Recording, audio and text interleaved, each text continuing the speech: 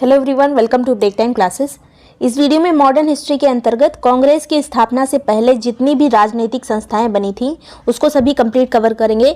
इसमें बंगाल वाली जितनी संस्था बनी थी वो देखेंगे, मद्रास में जितनी संस्थाएं बनी थी और बम्बई में जितनी संस्थाएं बनी थी वही वाली एग्जाम में पूछी जाती हैं, क्योंकि ये मेन सिटीज़ थे उस टाइम पे। ये आने वाले सभी एग्जाम्स के लिए इंपॉर्टेंट होंगी। यूपी पीसीएस आरओ यारो वीडियो वगैरह के लिए इंपॉर्टेंट होगा। आरओ यारो वीडियो या फिर यूपी पीसीएस का ग्रुप ज्वाइन करने के लिए आप 7355459135 पे व्हाट्सएप करके पूरी डिटेल ले सकते हैं, जिसमें आपको एक्सप्लेन टेस्ट सीरीज दी जाएगी। इसके अलावा जितने भी हैंड रिटन नोट्स हैं वो सब आपको प्रोवाइड किए जाएंगे क्विज के साथ। तो सबसे पहले यहाँ पर बंगाल की संस्थाएं देखेंगे। पहला है यहाँ पर बंग भाषा प्रकाशक सभा, जो कि 1836 में बनी थी। 1836 में बंग भाषा प्रकाशक सभा बनी थी। यहाँ पे जितनी चीजें इंपॉर्टेंट होंगी सभी मैंने मेंशन कर दी हैं। और इसके संस्थापक कौन थे बंग भाषा प्रकाशक सभा के? तो राजा राम मोहन राय थे। राजा राम मोहन राय ने इस सभी चीज़ों की, जो राजनीतिक पार्टियां थी, राजनीतिक संस्थाएं थी, उसकी शुरुआत की थी। तो पहली यहाँ पे पहल जो थी राजा राम मोहन राय की थी।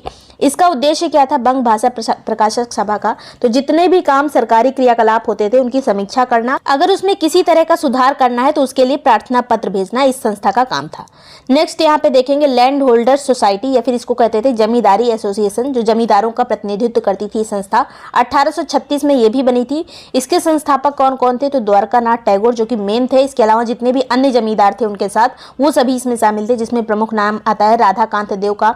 लैंड होल्डर्स सोसाइटी का अगर सचिव पूछा जाए तो प्रसन्न कुमार ठाकुर थे। इसके अलावा एक अंग्रेज सचिव भी इसमें शामिल थे जिनका नाम था विलियम क्राबी। विलियम क्राबी भी इसमें शामिल थे।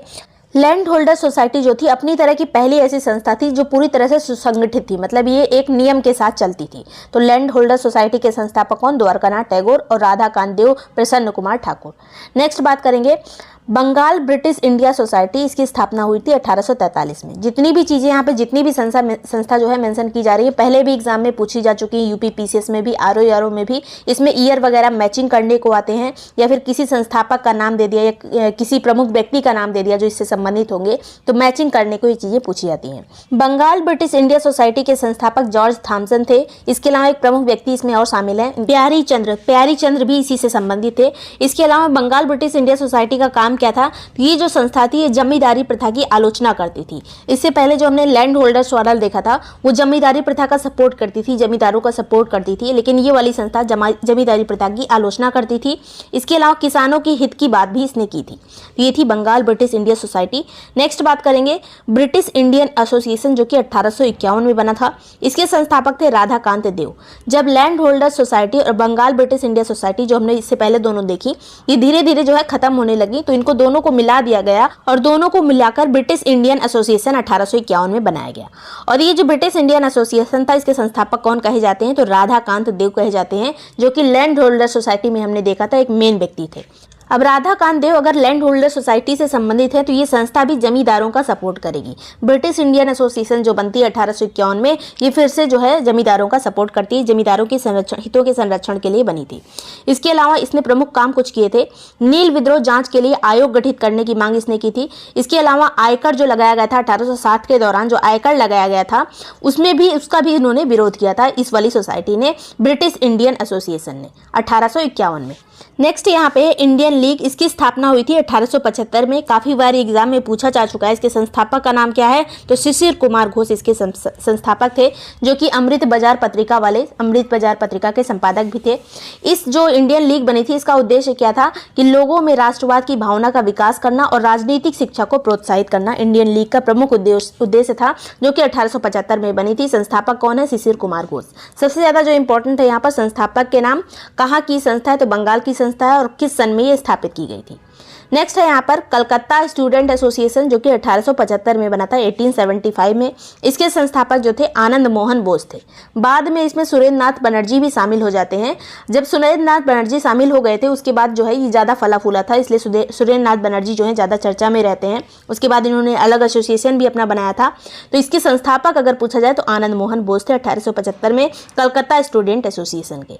नेक्स्ट बात करते हैं इंडियन एसोसिएशन, जो कि 1876 में बना था। इससे पहले हमने देखा था 1875 में एक इंडियन लीग भी बना था। इंडियन लीग ये वाला है। इंडियन लीग के संस्थापक शिशिर कुमार घोष हैं, और यहाँ पे जो है ये है इंडियन एसोसिएशन, जो कि 1876 में बना। इसके संस्थापक हैं सुरेंद्र नाथ बनर्जी और आनंद मोहन बोस। यही स्टूडेंट कलकत्ता स्टूडेंट एसोसिएशन वाले दोनों संस्थापक थे, यही दोनों इसके भी संस्थापक हैं, इंडियन एसोसिएशन के भी। तो यहाँ पे मेन व्यक्ति हो जाते हैं सुरेंद्रनाथ बनर्जी, और सचिव कौन बन जाता है, तो सचिव बन जाते हैं आनंद मोहन बोस।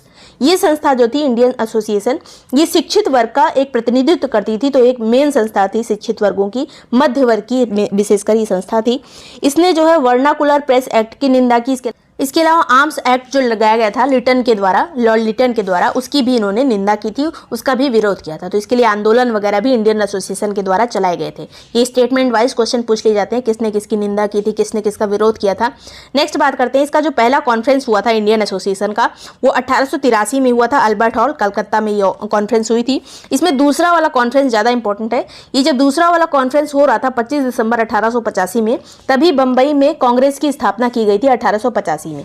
तो ये पूछ ली जाती है कि कौन से ऐसे प्रमुख नेता थे कि कांग्रेस के पहले अधिवेशन में शामिल नहीं हुए थे, तो वो थे सुरेंद्रनाथ बनर्जी। जब कांग्रेस की स्थापना हो रही थी उस टाइम पे ये कहाँ थे, तो ये थे कलकत्ता में, इसलिए शामिल नहीं हो पाए थे। बाद में जो इंडियन एसोसिएशन होता है ये बाद में फिर से कांग्रेस में मिल जाता है काफी टाइम के बाद।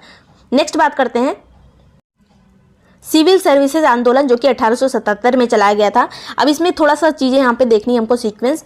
भारतीयों के लिए सिविल सेवा परीक्षा में प्रवेश कब से लागू हुआ था, तो 1853 से। 1853 के बाद भारतीय भी आईसीएस की परीक्षा दे सकते थे, इससे पहले केवल अंग्रेज देते थे। 1861 में परीक्षा देने की जो अधिकतम आयु थी वो थी 22 वर्ष।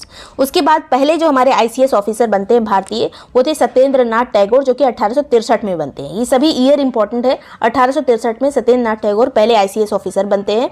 नेक्स्ट यहाँ पे 1866 में इसकी उम्र को, जो अधिकतम उम्र 22 वर्ष थी, उसको घटाकर 21 वर्ष कर दिया जाता है 1866 में। इसके अलावा इसके बाद में 1869 में 1869 में 4 भारतीय जो हैं चयनित होते हैं, सुरेंद्र नाथ बनर्जी सहित 4 भारतीय जो हैं आईसीएस की परीक्षा में चयनित होते हैं। लेकिन ये जो सुरेंद्र नाथ बनर्जी थे, जब ये कलकत्ता के कलेक्टर थे, उसी टाइम पे इनको बर्खास्त कर दिया गया था, कुछ कारण बता के, कुछ गलत सलत आरोप लगाकर इनको जो है बर्खास्त कर दिया गया 1874 में। तो सुरेंद्र नाथ बनर्जी चयनित हुए थे 69 में, उसके बाद 74 में इनको हटा दिया गया इनके पद से। तो इसीलिए ये सब आंदोलन हो रहे थे। बाद में 1877 में ये जो सिविल सेवा परीक्षा थी, इसकी आयु को भी घटा दिया गया। अधिकतम आयु अब 19 साल कर दी गई थी 1877 में, जो कि भारतीयों के लिए काफ़ी कठिन हो जाता था परीक्षा को पास करना। इसीलिए ये आंदोलन चलाया गया था, सिविल सेवा परीक्षा आंदोलन सुरेंद्र नाथ बनर्जी के द्वारा चलाया गया था। कलकत्ता के टाउन हॉल में इन्होंने एक सभा बुलाई थी 1877 में, इसी को कहा जाता है सिविल सेवा आंदोलन। फिर काफ़ी बाद में जाके 1923 में जो है सिविल सेवा परीक्षा भारत में भी होने लगी। पहले केवल इंग्लैंड में होती थी, अब भारत में भी 1923 से होने लगी थी। तो ये पॉइंट भी इंपॉर्टेंट है, ये चीज़ें यहाँ पे देख लीजिए। कब ये हुआ था सिविल सर्विसेज आंदोलन? 1877 में। नेक्स्ट बात करते हैं बम्बई की जितनी भी संस्थाएं थी। पहली यहाँ पे जो प्रमुख संस्था है वो है बम्बई एसोसिएशन। बम्बई एसोसिएशन कब बनी थी? 1852 में। और ये दादा भाई नौरोजी द्वारा जितनी भी संस्थाएं स्थापित की गई थी, सभी इंपॉर्टेंट होते हैं, काफ़ी एग्जाम में पूछी जा चुकी हैं। तो बम्बई एसोसिएशन 1852 में दादा भाई नौरोजी के द्वारा स्थापित की गई थी। इसका उद्देश्य क्या था? तो ये जो थे नरमपंथी लोग जो होते थे, वो प्रार्थना पत्र के द्वारा तरह तरह के ज्ञापन भेज के, मतलब लिबरली जो है सभी चीज़ों को सही करना चाहते थे। तो दादा भाई नौरोजी भी उसी टाइप के थे।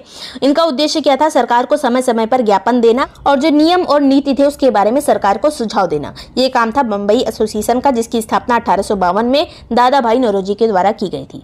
नेक्स्ट बात करते हैं बम्बई प्रेसिडेंसी एसोसिएशन। इसकी स्थापना 1885 में की गई, 1885 में। संस्थापक कौन थे इसके? तो फिरोज शाह मेहता, बदरुद्दीन तैयब जी, केटी तेलंग और काशीनाथ त्र्यंबक। ये जितने नाम है कई बार एग्जाम में पूछे जा चुके हैं कि निम्न में से कौन बम्बई प्रेसिडेंसी एसोसिएशन में शामिल नहीं था। तो लगभग यही ऑप्शन में नाम दिए रहते हैं, एक आध एक्स्ट्रा दे दिया रहता है। तो फिरोज शाह मेहता, बदरुद्दीन तैयब जी, केटी तेलंग और काशीनाथ त्र्यंबक। इसके अलावा पहली बैठक जब इसकी हुई थी तब इसमें अध्यक्ष कौन बनाए गए थे? तो इसके अध्यक्ष बने थे जमशेद सिंह जीजी भाई। जमशेद जीजी भाई जो है बम्बई प्रेसिडेंसी एसोसिएशन के पहले अध्यक्ष बने थे। नेक्स्ट बात करते हैं पूना सार्वजनिक सभा की। इसमें इसकी स्थापना हुई थी 1870 में। संस्थापक कौन कौन थे? तो एमजी रनाडे इसमें शामिल थे, गणेश वासुदेव जोशी थे, एसएच चिपलुंकर इसमें शामिल थे। तो ये 3 प्रमुख व्यक्ति थे इसमें। और ये जो संस्था थी ये मध्य वर्ग का नेतृत्व करती थी। इसके अलावा जमींदारों का और व्यापारियों का नेतृत्व ये करती थी संस्था। मध्य वर्ग, जमींदार और व्यापारी, इसलिए किसान जो है इससे ज़्यादा रिलेट नहीं कर पाते थे पूना सार्वजनिक सभा से। नेक्स्ट है यहाँ पर मद्रास की जितनी भी संस्थाएं थी उसको देख लेते हैं। तो मद्रास नेटिव एसोसिएशन, इसकी स्थापना हुई थी 1852 में, 1852 में। इसके संस्थापक कौन थे? तो इनका नाम था गुजलू लक्ष्मी नरसु चेट्टी। तो ये जो है मद्रास एसोसिएशन के संस्थापक थे। इसके अध्यक्ष थे CY मुदलियार और सचिव थे V रामानुजाचारी। तो ये सभी नाम इंपॉर्टेंट है। किससे संबंधित है तीनों नाम? तो मद्रास नेटिव एसोसिएशन से संबंधित है। नेक्स्ट है यहाँ पर मद्रास महाजन सभा, इसकी स्थापना हुई थी 1884 में। और ये क्वेश्चन जो तीनों नाम है काफी ज्यादा इंपॉर्टेंट है, कई बार पूछे जा चुके हैं। मद्रास महाजन सभा के जो संस्थापक थे उसमें थे MV राघवाचारी, G सुब्रमण्यम अय्यर और आनंद चार्लू, G सुब्रमण्यम अय्यर और राघवाचारी इसके संस्थापक सदस्य थे। नेक्स्ट यहाँ पे बात करते हैं, लंदन में भी कुछ संस्थाएं स्थापित की गई थी। तो इनके नाम देख लेते हैं। सबसे पहला है यहाँ पर लंदन इंडियन कमेटी, इसकी स्थापना हुई थी 1862 में। संस्थापक कौन थे? तो पुरुषोत्तम मुदलियार इसके संस्थापक थे।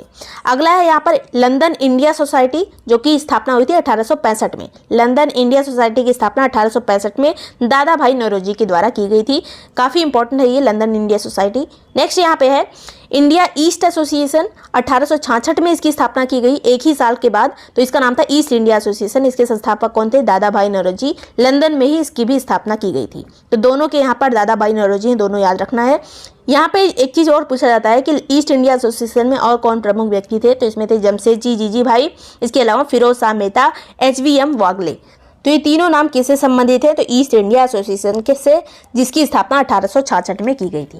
तो ये सभी चीजें इंपॉर्टेंट है। वीडियो पसंद आया हो तो लाइक और सब्सक्राइब कर लीजिएगा। UPPCS RO या वीडियो का ग्रुप ज्वाइन करने के लिए आप 7355459135 पे व्हाट्सएप करके पूरी डिटेल ले सकते हैं। Thank you so much for watching great time classes.